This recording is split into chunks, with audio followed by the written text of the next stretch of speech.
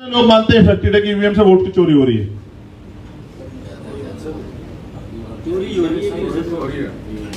अब मैं जानना चाहता हूं, अगर वो ईवीएम से वोट की चोरी है तो जो तमाम नेता चुनाव के समय जो है चुनाव में पार्टिसिपेट करते हैं और उनको पता है कि दुश्मन ईवीएम से जीत जाएगा, तो फिर ये ईवीएम से चुनाव में जाते क्यों? हम पढ़े लिखे लोग हैं ना सर, तर्क करते हैं ना। देखिए, सोचिए कि चंद्रशेखर ईवीएम को हैक कर रहा है और आपको पता है चंद्रशेखर ईवीएम से जीत जाएगा, तो फिर हम लोग चुनाव में जाते, आप लोग चुनाव में क्यों जा रहे हैं? क्या आपको नहीं पता मैं जीत जाऊंगा? कांग्रेस को पता है कि भारतीय जनता पार्टी 2019 का लोकसभा चुनाव ईवीएम से जीत जाएगी, तो कांग्रेस चुनाव में आई क्यों? वो बहिष्कार करती ना, और वो तमाम दल भी करते, जो बाकी थे सब बहिष्कार करते कि नहीं लड़ेंगे, जब उनको पता है चोरी हो जाएगी।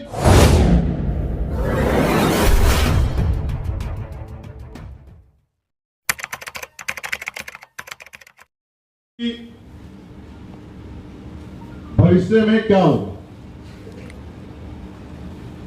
लेकिन सच ये है कि बहुत उम्मीदों के साथ जो है बाबा साहब अम्बेडकर ने संविधान में तमाम तरह के अधिकार सुनिश्चित किए, जिनमें एक अधिकार था वोट का अधिकार। और मैं अभी अपने साथियों से, नौजवान साथियों से बात कर रहा था, तो मैं उनको समझा रहा था कि वोट की वैल्यू क्या होती है और वोट से क्या तैयार होता है। और आपको सबको याद होगा, आपने सुना होगा और पढ़ा होगा कि आज मैंने रानी का पेट काट दिया है, आज के बाद राजा जो है वो बैलेट से तैयार होगा। उस समय ईवीएम नहीं थी तो बैलेट की बात होती थी, तो बैलेट से तैयार होगा, यानी कि आपके वोट से बनेगा।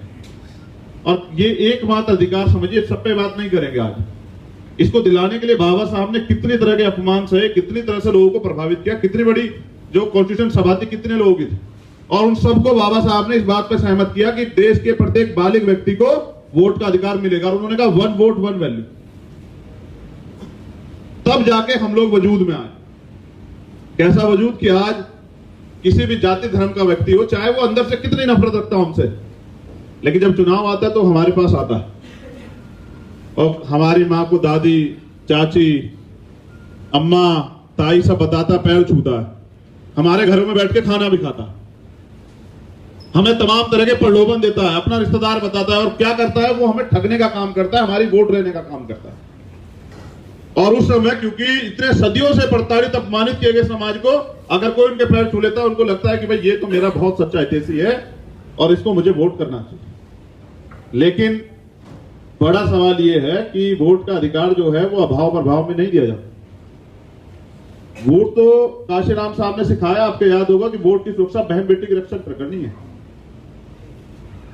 ना बिगड़े वाला समाज। लेकिन आज हमें लगता है कि जो लोग इतने लंबे समय से वो व्यवस्था चला के हमें, जिन लोगों ने कमजोर बना के रखा, हमारा भाईचारा तोड़ के रखा, आज वो हमारे रहनुमा हो गए। कभी भी शोषक जो है शोषित का रहबर नहीं हो सकता है। जिन्हें शोषण करने की लत लगी हो, जिनके अंदर बीमारी हो शोषण करने की, वो आपके बराबर में बैठ जाए तो आप ये ना समझे कि वो आपके जो है रहनुमा है, आपके हैं साथी हैं, वो आपके साथी नहीं है। मैं पूछना चाहता हूं, सोचिए, एक बार कोशिश करके देखते हैं कि सोचिए वोट का अधिकार हमसे खत्म हो गया है, अब आएगा कोई आपके मोहल्ले में या पूछेगा कि क्या हाल है बैरवा जी, मेघवाल साहब क्या हाल है, अरे प्रजापति जी क्या कर रहे हैं, क्या आपको कोई काम तो नहीं है, चौधरी साहब, सब जीरो हो जाए। तो इस लोकतांत्रिक व्यवस्था में जहां हमारा राज होना चाहिए था, क्योंकि वोट हमारे पास है, वो राज हमारा क्यों नहीं हुआ? अभी एक सज्जन जो है वो मीडिया से हैं और वो कह रहे थे कि आप वोट कटवा पार्टी बनेंगे, आप अपने बेटे का भविष्य नहीं बता सकते। सर, मेरा भविष्य क्या बताएंगे और इस समाज का भविष्य क्या बताएंगे? आप उस ज्योतिषी की तरह बात ना करें जिसको अपना नहीं पता होगी, कितनी देर में उसकी गाल में चांटे पड़ जाएंगे और मेरे जैसा व्यक्ति। मैं ये बात इसलिए कह रहा हूं, समझने की बात है कि आदमी जो है वो ना चीजों की गहराई समझता है और ना ही वो चाहता है कि कुछ नया निर्माण हो। और शायद आप भी नए निर्माण से डरते हैं। हमेशा टूटने का मतलब बिखराव नहीं होता है। जब कोई पीठ टूटती है तो नया निर्माण में होता है। सबूत है, जब किसी अंडे को तोड़ा जाता है, वो टूटता है तो उसमें से एक नया जीव निकलता है और वो नया जीव फिर एक नए निर्माण की तरफ बढ़ता है। तो बहुजन मूवमेंट में बिखराव है कोई चीज मेरी वजह से नहीं हुई है, क्योंकि मैंने तमाम तरह के प्रयास किए थे कि हम लोग एकता बना के रखें। कुछ लोग घमंडी हो गए, उनको लगता है कि वो मालिक है, ये राज व्यवस्था है जिसमें उनको लगता है कि उनका बेटा ही हो सकता है जो समाज का भला कर सकता है। ऐसा होता तो बाबा साहब के बेटे जो हैं इस देश को चलाते रहते, जिसका दुनिया में कोई सार नहीं है, जिनका दुनिया में कोई बराबरी नहीं कर पाया बाबा साहब अम्बेडकर का, उन्हीं के परिवार के लोग चलाते रहते। देखिए, हम आंदोलन के लोग हैं, मैं किसी की बुराई नहीं करना चाहता और मुझे कोई अधिकार नहीं, सबने अपने अपने समय पे काम किया है। लेकिन क्या आप ये बताएं बाबा साहब अम्बेडकर का सपना पूरा हो गया है? क्या मान्यवर काशीराम साहब का सपना पूरा हो गया है? देखिए, मैं दो चीजों पे आपका गौर लेकर जाता हूं। एक नारा था उनका कि आरक्षण से लेंगे एसपीडीएम और वोट से लेंगे सीएम पीएम, और अगर आपको अपना सीएम बनाना है पहले अपने डीएम बनाओ। पुराने कैडर के लोग होंगे वो जानते होंगे। और अगर आपको अपना पीएम बनाना है तो फिर पहले अपने सीएम बनाओ। और एक सीएम से पीएम नहीं बनता है सर। पीएम बनाने के लिए चाहिए आपको 282 सीटें जीती हुई, और उसके लिए लड़नी कितनी पड़ेगी? और जहां तक मैं जानता हूं, अगर आप परसेंटेज वो भी लेना रिजल्ट, तो पूरी 500 की 543 की 543 लड़नी पड़ेगी, तब जाके बनेगा 44। समझ रहे? तो एक राज्य से कभी पीएम नहीं बन सकता है, लेकिन हम लोग सपनों में मेहनत हम करते नहीं है। रिजल्ट खराब आता है तो हम कहते हैं कि ईवीएम से हरा दिए। चलिए मानते हैं ईवीएम, कितने लोग मानते हैं फैक्ट्री है कि ईवीएम से वोट की चोरी हो रही है?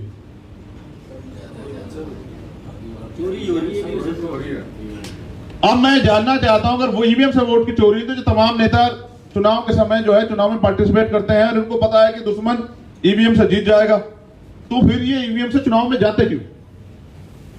हम पढ़े लिखे लोग हैं ना सर, तर्क करते हैं ना। देखिए, सोचिए कि चंद्रशेखर ईवीएम को हैक कर रहा है और आपको पता है चंद्रशेखर ईवीएम से जीत जाएगा, तो फिर हम लोग चुनाव में जाते। आप लोग चुनाव में क्यों जा रहे हैं? क्या आपको नहीं पता मैं जीत जाऊंगा? चुनाव में पैसे खर्च होते हैं ना, एनर्जी खर्च होती है ना, फिर आप इलेक्शन में क्यों आते हैं? कोई विकल्प नहीं है ना उसका, विकल्प नहीं है ना, क्या मजबूरी में जाता। क्यों? बहिष्कार होता है, लोकतंत्र है ये। राष्ट्रीय पार्टी बहिष्कार करते इलेक्शन नहीं होगा। पार्टियों को करना चाहिए ना। मैं उन्हीं की बात कर रहा हूं, आपकी नहीं कर रहा हूं। आप कहां हैं? आप मेरी बात पे गौर करें। मैंने आपसे कहा कांग्रेस को बताया कि भारतीय जनता पार्टी 2019 का लोकसभा चुनाव ईवीएम से जीत जाएगी, तो कांग्रेस चुनाव में आई क्यों? वो बहिष्कार करती ना, और वो तमाम दल भी करते जो बाकी थे, सब बहिष्कार करते कि नहीं लड़ेंगे, जब उनको पता चोरी हो जाएगी। ये कह के काम नहीं चलता है सर। बादाम खाने से अकल नहीं आती सर, ठोकरे खाने से अकल आती है। जब आप 2014 में हारे, जब आप 2019 में हारे, और फिर आप इलेक्शन में प्रत्याशी घोषित करने लगे अभी से, और कह रहे ईवीएम से वोटों की चोरी हो जाएगी। क्या मैं आपको एक चीज बताता हूं, बहुत काम की बात है, आप सब लोगों ने पाला है, मैं जानता हूं। आप अपने बच्चे पे पूरी मेहनत करते हैं, उसको पढ़ाते हैं, सारी चीजें करते हैं, उसको सारी सुविधाएं देते हैं, और वो क्या करता है, एग्जाम से पहले कहता है कि मैं बहुत अच्छी तैयारी कर रहा हूं। फिर वो एग्जाम में जाता है, क्योंकि वो मेहनत नहीं करता है, वो जाता है सिर्फ वो किताब जो है आपको दिखाने के लिए उठाता है, और वो कहता रहता है कि मैं बहुत होशियार हूं। जब वो एग्जाम में जाता है, तो जब सिलेबस से कुछ नहीं आता ना उसने पढ़ा है, तो रिजल्ट जो है ऑटोमेटिक खराब आएगा। ये एक नियति। तो वो बाहर आके कहता है पेपर बहुत अच्छा हुआ। जब रिजल्ट आता है तो गलती किसकी निकालता है? मास्टर की, कि मास्टर ने फेल कर दिया। जिस दिन चुनाव खत्म होता है ना, भारतीय जनता पार्टी के लोग पता क्या कहते हैं अगले दिन? उनसे मीडिया से पूछते हैं अब क्या करोगे आप, तो कहेंगे अगले चुनाव की तैयारी करेंगे। एक महीने में चुनाव नहीं जीता जाता सर। चुनाव जीतने के लिए आपका बूथ तक का संगठन होना चाहिए, और उसमें एनर्जी होनी चाहिए कि हम सरकार बना सकते हैं, तब जाके आदमी जो है काम करता है। मैं बात करूंगा अब एक बहुत जरूरी मुद्दे पे। मैं इसलिए कह रहा हूं, मैं भी मानता हूं में दिक्कत है, लेकिन मैंने ये भी सुना ना मान्यवर काशीराम साहब से कि बैलेट के साथ बुलेट की तैयारी भी रखो ना। अगर आपने वोट भी तैयार कर ली, कोई आपकी वोट ना छीन ले, तो इसके लिए बुलेट की तैयारी रखो, मजबूत रहो ना। देखिए, लोगों के पास ईमानदार कार्यकर्ता नहीं जो बूथ पे या उस पे क्या नाम, जब वो काउंटिंग होती है वहां जाके अड़े।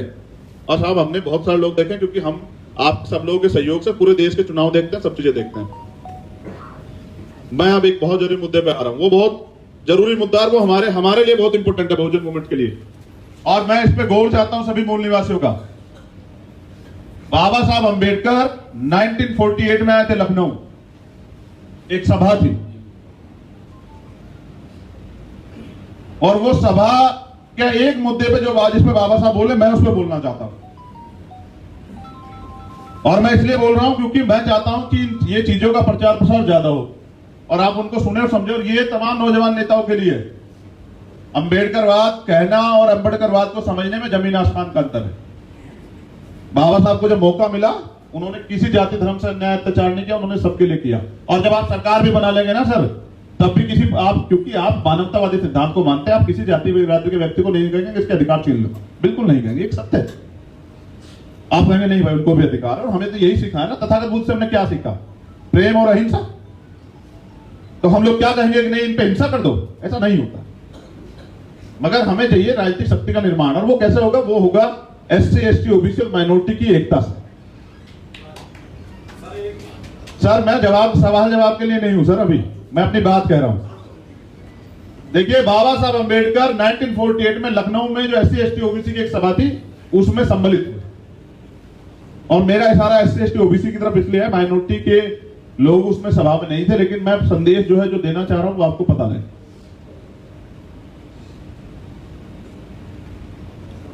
बाबा साहब अंबेडकर ने बताया कि लोकतंत्र जो है वो 99% सहमति का काम नहीं,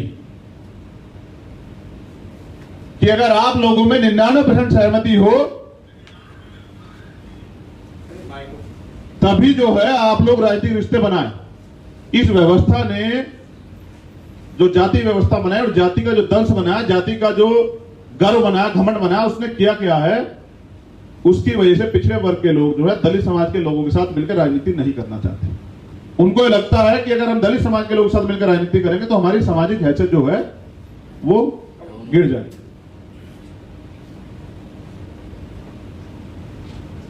और ये मैंने कई बड़े पैमाने पे देखा, इसलिए वो हमारे साथ राजनीति करने से अच्छा वो अपर कास्ट के लोगों के साथ मिलकर राजनीति करते हैं, जबकि अपने एजेंडे उनके वहां कहीं ना वो बोल सकते ना उनको आजादी। और इसका सबूत है 131 MP सदन में SC, ST के जो वहां होते भी एक मुद्दे पे नहीं बोल सकते हमारे। मैं फिर वापस आके बताना चाह रहा हूं आपको कि बाबा साहब अम्बेडकर कहते हैं कि अगर लोकतंत्र में 51% सहमति बहुत होती है, अगर 51% मुद्दों पे हमारे विचार आपस में मिलते हैं तो हमें मिलकर राजनीति करनी चाहिए। आप समझिए, लोकतंत्र को समझ तो लीजिए ना। 100% वोट अगर 51% आपके पास है तो कौन जीतेगा? वो जीतेगा इसके भाई 51% है। बाबा साहब अम्बेडकर कहते हैं कि मैं पिछड़े वर्ग के लोगों से उनकी धार्मिक पहचान नहीं छीनना चाहता हूं, ना ही मैं इस बात का पे भी वो करता हूं कि वो हमसे रोटी बेटी का रिश्ता करें। मैं बस ये चाहता हूं कि क्योंकि पिछड़े वर्ग के लोगों के और दलित समाज के लोगों की जो राजनीतिक समस्या है, अधिकारों की जो लड़ाई है वो एक जैसी है, उनकी हालत भी एक जैसी है, तो उनको मिलकर राजनीतिक संबंध बनाने चाहिए और इस देश की सत्ता पे जो है अपने आप को काबिज करना चाहिए। अब हमारा जो ये जो नया अम्बेडकरवाद आया वो कहता है अरे पिछड़े वर्ग के लोग तो भाई बाबा साहब को नहीं मानते, वो तो इसको नहीं मानते, वो तो धर्म की बात करते हैं। भाई आप कौन होते हैं जब कॉन्स्टिट्यूशन का आर्टिकल 25-26 है, आप कौन होते हैं किसी का धर्म छीनने वाले? क्या तो आप बाबा साहब को नहीं मानते? बाबा साहब ने कॉन्स्टिट्यूशन आर्टिकल 25-26 दिया ना। कोई वकील साथी होंगे तो जानते होंगे 25-26 में लिखा है धार्मिक आजादी। भाई कोई किसी धर्म को माने, आप तो अपने बेटे की सुख का वो भी नहीं कर सकते हैं। हमें इस देश में राजनीतिक सत्ता में आने के लिए बैकवर्ड के लोगों के, माइनॉरिटी के लोगों के सहयोग की जरूरत है। इसलिए हमें चाहिए कि हम उनके साथ संबंध बनाएं, राजनीतिक संबंध। और ये भी आप जानते हैं ना, अभी तो शेड्यूल कास्ट के लोग भी पूर्ण रूप से अम्बेडकरवाद के लिए तैयार नहीं हुए। हम अपने घरों के हाल नहीं जानते क्या? तो मैं अपनी मतलब परिवारों की बात कर रहा हूं। अगर आप घर में जाके अपनी बीवी से या बेटी से कहते तो वो अगर नहीं जाती है तो कहेगी अपना काम कर लो, और तुम अपना काम करो मैं अपना काम करूं। भाई लोकतंत्र है, बराबर के अधिकार है उनको भी। मैं ये बात इसलिए कह रहा हूं कि हमें राजनीतिक शक्ति का निर्माण करने के लिए अब शेड्यूल कास्ट और बैकवर्ड के लोगों के वो एकजुट होकर, माइनॉरिटी के लोगों को एकजुट होकर राजनीति करनी चाहिए। और जब ये समाज तैयार हो जाएगा तो मुझे लगता है इसमें बस खेल है हिस्सेदारी का। अगर आप पूरी ईमानदार से उनकी हिस्सेदारी उनको दे तब जाके ये बात आगे बढ़ सकती है। अगर आप सोचे सब अपने पास रख लें, मैं सिद्धांतिक बात बता रहा हूं, तो कोई आपके साथ नहीं आएगा। और आप अब महसूस कीजिए भारतीय जनता पार्टी के अब के काम को। आप उनके नेता चेक करिए, चलिए यही राजस्थान में चेक करिए कितनी जातियों के नेता उनके पास होंगे प्रदेश स्तर पे, और कितनी जातियों के नेता उनके पास होंगे राष्ट्रीय स्तर के, और कितने लोगों को उन्होंने टिकट दिए होंगे अलग अलग जातियों में, और कितने लोगों को उन्होंने पदाधिकारी बनाया होगा, कितने लोगों को राज्यसभा और विधान परिषद भेजा होगा। तमाम तरह की उन्होंने वो दी होगी। उनका सिर्फ काम क्या है कि इन लोगों को एक बार इनसे वोट ले लो, इनके नेता दिखा दिखा के, और बाद में क्या करना है, काम इनका एक नहीं करना है। हर व्यक्ति के पीछे RSS का एक व्यक्ति छोड़ रखा है, मंत्री के पीछे। वो कुछ नहीं कर सकता वहां बैठ के, वो दफ्तर में उससे पहले जाता है और उसके बाद आता है। तो क्योंकि हमारी लड़ाई एक जैसी है, मैं चाहता हूं कि हम लोग जो हैं वो इस काम को आगे बढ़ाएं और शेड्यूल कास्ट, बैकवर्ड और माइनॉरिटी के लोग राजनीतिक एकता बनाएं। और राजस्थान में आप चेक कर लो, चलिए हम एक बार मध्य प्रदेश आपको लेके चलते हैं, आपका पड़ोसी प्रदेश है ना, वहां 7% अपर कास्ट की आबादी है, आप सब चेक कर लो फोन पे अपने, और वो सत्ता में है। और 93% बहुजन समाज के लोग टुकड़े टुकड़े को मोहताज है। अगर सत्ता आपकी है तो सत्ता भगवान तो नहीं है, लेकिन भगवान से कम भी नहीं, ये भी आप याद रखना। एक मरे हुए व्यक्ति को जिंदा नहीं कर सकती सत्ता, अदरवाइज सारे काम कर सकती है। मैं बताना नहीं चाहता, लेकिन आप सब समझदार हैं कि क्या कर सकते सत्ता। मैं जब जेल में था, 6 महीने मुझे हो गए, मुझे कोर्ट ने रिलीफ दे दी तो सत्ता के लोगों ने मेरे ऊपर एनएसए लगा दिया और फिर मुझे 10 महीने के लिए फिर अंदर जेल में कर दिया। उस दिन मुझे एहसास हुआ कि राजनीतिक सत्ता में बहुत था। और आप देखें ना, जिसे मर्जी उठा के जो सरकार के खिलाफ बोले यूएपीए लगाओ, एनएसए लगाओ, जेल भेजो, झूठे मुकदमे करो। मैं दिल्ली में जामा मस्जिद पे था, आपको याद होगा, मैंने वहां कॉन्स्टिट्यूशन का प्रिम्बल पढ़ा, जो मेरा लोकतंत्र के द्वारा देश के प्रत्येक व्यक्ति को पढ़ना चाहिए, संविधान की प्रस्तावना। पुलिस ने उठाया, जेल भेज दिया और चार्जेस लगा दिए बहुत सारे, दंगा किया, घर जला दिया, ये कर दिया, गाड़ी जला दी। अब जज साहब ने पूछा कि बताइए चंद्रशेखर ने क्या बयान दिया वहां, तो कहा जी वो हमारे पास नहीं है। बस इन्होंने भड़काऊ भाषण दिया। उन्होंने कहा भाषण तो दिखाओ क्या है कि वो हमारे पास नहीं है। उन्होंने कहा कि दिल्ली देश की राजधानी, सबसे हाईटेक सिस्टम यहाँ, और आप में भाषण नहीं है और आपने गिरफ्तार कर दिया उस व्यक्ति को। शर्म नहीं आती तुम लोगों को? तो देखिए, पूरे ईमानदारी से लोकतंत्र के चारों पिलर पे से 3 पे काबिज है वो लोग। कितनों पे काबिज है? 3 पे। राजनीतिक व्यवस्था उनके पास है, मीडिया पे घोषित कब्जा है उनका, वो किसी मुद्दे को, चाहे वो हाथरस का हो, कोई भी मुद्दा उसको किधर को मोड़ दे। और वो जुडिशरी पे भी उनका खूब इंटरफेयर है, इंटरनल वो जो है उनका प्रेशर है, और तमाम तरह के फैसलों में आपने देखा भी होगा। अब एक चीज बची हुई है, वो है ब्यूरोक्रेसी। अब उसमें से वो चिन्हित कर करके नई नई रणनीतियां बना के हमारे लोगों को निकाल रहे हैं। 2 अप्रैल के आंदोलन के बाद वो डर गए, तो उन्होंने क्या किया, वो कर रहे हैं प्राइवेटाइजेशन। वो कर रहे हैं भाई 55 साल के बाद समीक्षा होगी, जो अच्छा काम नहीं करना निकाल देंगे। मतलब एक तरह से चिन्हित करके हमारे लोगों को निकाल रहे हैं। वो कर रहे हैं लेटरल एंट्री। एक आईएएस को बनने में जहां 16 साल लगते हैं ज्वाइंट सेक्रेटरी, वो बना रहे हैं सीधा अपना आदमी। वो बस सिस्टम पे अपना व्यक्ति, उस पर की वो होता है ना, की जो होती है पावर की, उस पर अपना आदमी बिठा रहे हैं कि कल वो कोई भी फैसला ले तो कोई भी अधिकारी कर्मचारी कानून संविधान की बात ना करे, उनके रंग में रंग के उनकी बात करे, क्योंकि सरकार ने उसको बिठाया। और जब सब खत्म हो जाएगा तब लड़ेंगे हम लोग। आज किसान लड़ रहे हैं, उससे पहले सीएनपीआर एनआरसी में मुस्लिम भाई लड़ रहे थे, उससे पहले 2 अप्रैल में हम लड़ रहे थे। वो एक एक करके जो है हम पे हमला कर रहे हैं और हमारे अधिकार छीन रहे हैं, और हमें खूब टॉर्चर करके चले जाते हैं और हम चुपचाप रह जाते हैं। तो हमें इस एकता को अगर हम लोग बना लेते हैं तो हम लोग राजनीतिक शक्ति का निर्माण कर सकते हैं। और जब हम पे राजनीतिक शक्ति होगी तो मुझे लगता है कि हम मानवतावादी काम करेंगे। तो एक बेगमपुरा राज आपने सुना होगा, सतगुरु रविदास जी महाराज 640 साल पहले, मतलब 600 साल समझिए, उसकी कल्पना की उन्होंने, एक आदर्श राज, बेगमपुरा राज। बेगम, जहां कोई गम ना हो, जहां किसी तरह का भय ना जीवन का, ना चोरी का, ना लूट का, ना किसी चीज का, जहां कोई अन्न से परेशान ना हो, जहां समानता हो, भाईचारा हो। ऐसा ही जो है राज तथागत बुद्ध के सपनों का राज, बाबा साहब अम्बेडकर के सपनों का राज जो कॉन्स्टिट्यूशन में लिखा है, वो तब स्थापित होगा जब मानवतावादी लोग जो हैं वो सत्ता में काबिज है। अब ये पढ़े लिखे लोगों के लिए मैं 2 मिनट में अपनी बात खत्म करूंगा, बहुत जिम्मेदारी की बात। काशीराम साहब अधिकारी कर्मचारियों को कहते थे जनरेटर। वो कहते थे ये वो लोग हैं जिनके पास 3 चीज है, माइंड, टैलेंट और मनी। यानी कि माइंड इसलिए है क्योंकि वो कंपटीशन फॉलो करके आते हैं, फ्री में किसी आके नौकरी नहीं रखी है।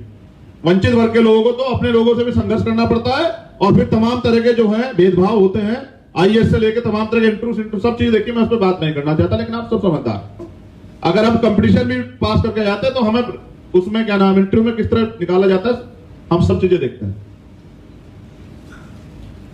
तो उनके पास है माइंड, दूसरा उनके पास है टैलेंट। टैलेंट कैसा कि वो पब्लिक डीलिंग करते हैं, रोज उनके पास वो तमाम तरह के विभागों में है, लोग उनके पास आते हैं, अपने काम बताते हैं, परेशानियां बताते हैं, वो उनको प्रभावित करते हैं, उनको जो है सुविधा देते हैं, उनको जो है रास्ता देते हैं, तो उनके पास टैलेंट भी है कि वो जनता को, लोगों को प्रभावित कर सकते हैं। और तीसरी बड़ी ताकत है उनके पास मनी, कि वो मोहताज नहीं है किसी के भी, किसी के आगे हाथ फैलाएं, या किसी, एक नारा था ना उनका कि जो सहारा देगा वो इशारा भी देगा, तो उनको किसी के सहारे की जरूरत नहीं, वो अपने काम को जिम्मेदारी से कर सकते हैं। ये तीन चीज पाया हुआ समाज का जनरेटर अगर समाज के लिए काम करेगा तो समाज में चीजें जनरेट होती रहेंगी, यानी कि वो चीजें जो है सर्कुलेट होती रहेंगी और आगे बढ़ती रहेंगी, और हमारे लोग समझदार होते रहेंगे। और अगर हमारे लोग इतने समझदार बिना करे हो जाएंगे तो फिर वो अपनी राजनीतिक शक्ति को पहले अपने आप समझ जाएंगे, फिर उन्हें मेरी, आपकी या किसी की जरूरत नहीं।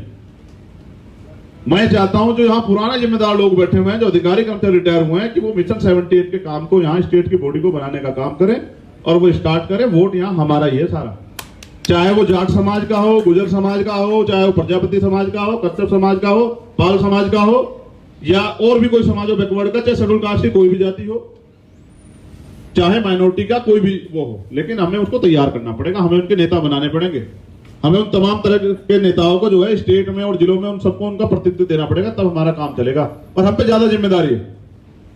क्यों? क्योंकि जब संविधान नहीं था तब तो हमने गुलामी काटी है, कि भाई हमारे गलों में जो है वो हांडिया होती थी और पीछे पंटे होते थे, तब तो हमने काटी है। लेकिन जब संविधान आया और हमें मौका मिला, हमने कुछ कर दिखाया, हमने अपने जीवन को मजबूत किया, हमने नौकरियां में हम लोग आए, हमने अपने बच्चों को पढ़ाकर डॉक्टर इंजीनियर बनाने का काम किया, और हमने अपनी पहचान बनाई, हमने अच्छे घर बनाए, गाड़ी ली, तमाम तरह की सुविधाएं हमें मिलने लगी, तो हमारे जीवन में, सोसाइटी में एक जो है जोश जुनून आया। और सोचिए अगर आज वो आपसे छीन लिया जाए और संविधान नहीं रहेगा तो छीन ही जाएगा। भाई संविधान अगर हटता है तो कौन सा कानून लगेगा? मनुस्मृति।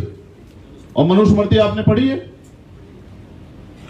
कि शूद्रों को क्या क्या अधिकार है, और शूद्रों के साथ अछूतों को तो कोई अधिकार नहीं है। घमंड मत कीजिए, घमंड मत कीजिए अपने जीवन पे। मिट्टी का आदमी होता है, लेकिन वो इसलिए है कि कुछ करके दिखाए अगर उसे मौका मिला है तो।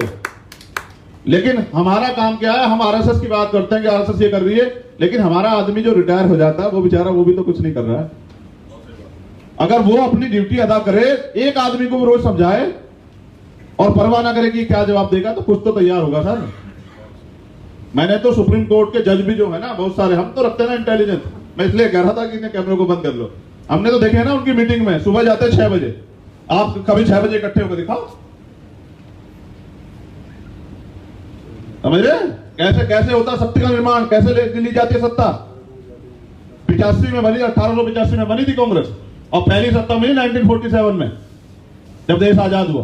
कितने साल का गैप चेक कीजिए। और 1925 में बनी हुई आरएसएस को सत्ता मिली 96 में आके। और अगर हमारे लोग 2 साल काम कर ले और उनको सत्ता ना मिले, विधायक एमपी ना बने, तो 4 तो गाली देते हैं समाज को और कहते हैं भाई कुछ हो भी रहा है, हाँ ये तो समाज के लोग पागल है। मेरा कहना यह है कि हम दूसरे लोगों को देखें, समझें, लेकिन अपने कार्य को तो करें। और इसलिए जो है हम लोग पीछे हैं, और इसलिए हमारा राज नहीं। और जिनका राज नहीं होता उनका धर्म भी नहीं होता। और जिनका राज होता है वो, चाहे उनका धर्म होना, उनका सब कुछ होता है। और आप देख लो, पढ़े लिखे लोग है ना सारे, बताओ 5 तारीख को मुख्य प्रधानमंत्री वो आए मन की बात करने, और उन्होंने क्या कहा? 5 तारीख को कोरोना काल की बात याद करो कि हम लोग दिए जलाएंगे, भाई कोरोना भगा देंगे। बताओ कितने लोगों ने जलाए, नहीं जलाए? समझ रहे? अरे आप तो समझदार, लेकिन समझा आपने कितने लोगों ने जलाए? और अधिकारी कर्मचारी पढ़े लिखे, और एक दिन उसने कहा भाई घंटी बजाएंगे, बर्तन बुर्तन फोड़ दिए लोगों ने। आप समझो तो सही ताकत क्या होती है। प्रधानमंत्री बोल रहा है, लोगों को नहीं मतलब है क्या बात है, झूठ है सच कोई मतलब नहीं है। और मन की बात करते हैं, उनके मन में कहां है हम बताइए? अगर उनके मन में हम होते तो हमारी बात नहीं होती क्या? इस झूठे सम्मान से बचना पड़ेगा, और ये याद रखना पड़ेगा, क्योंकि जिस चीज कौम ने अपना इतिहास भूला है ना, उसका वजूद खत्म हुआ है। और आज हम अपना इतिहास भूल गए। हमको लगता पहले भी हम ऐसे ही थे, ऐसी मेजें लगती थी हमारे लिए, ऐसे ही जो है बड़े बड़े गुलदस्ते आते थे, हम लोग पहले ऐसे ही थे। सर ऐसे नहीं थे हम लोग। हमने तो अपनी मेहनत से, किस तरह से हमारे लोगों ने, आप तमाम लोगों ने, जो बड़े लोग हैं, किस तरह संघर्ष करके जो है नौकरी पाई होगी तमाम में, और किस तरह के शोषण हमने तो अपने उसमें देखा है, जीती उसमें, मतलब होश की जिंदगी में, कि पैर उसके क्या नाम, खाट के पाव के नीचे हमारे लोग के हाथ रख दे जाते थे, और आज वो साहूकार बैठ जाता था। आज भी हमने, एक बार हम खुद याद है, मैं कहना नहीं चाह रहा था, एक जगह में गया, रेप हुआ था उसमें, मैंने मैं नहीं कहता, बहनों के बीच ऐसी बातें, तो बस पंचायत हुई तो कह रहे चार, अरे दो तीन चाटे मारे तो कह रहे छोड़ छोड़ हो गया। देखिए ये इज्जत है मैन होगी। तो इसलिए मैं आप सबसे अनुरोध करता हूं कि हमें जरूरत है, आज हमें शक्ति का निर्माण करना है और उस शक्ति से बल मिलेगा आने वाली पीढ़ी को। बाबू जगदेव प्रसाद कुशवाहा कहते थे कि पहली पीढ़ी मारी जाएगी, दूसरी पीढ़ी जेल जाएगी, तीसरी पीढ़ी राज करेगी। बाबा साहब अंबेडकर ने कहा 21वीं सदी हमारी है, क्योंकि उनको विश्वास था कि जब आने वाली पीढ़ी आएंगे और मुझे पढ़ेंगी तो मुझसे बल लेंगी। हम पे सब कुछ तो है, हम पे है इतिहास में भीमा कोरेगांव, हम कितने ताकत, हम पे इतिहास में दशरथ मांझी पहाड़ सीना काट के रास्ता बना दिया। क्या नहीं है हमारे पास इतिहास, सब कुछ तो है। हम जाने पड़े महापुरुष जो है किसी जाति के नहीं होते सर। इसी देश में जहां आज देखिए राम पे इतना वो हो रहा है, पेरियार लल्लैया यादव सच्ची रामायण लिखा, सुप्रीम कोर्ट से अपने पक्ष में ऑर्डर हुआ था उनके,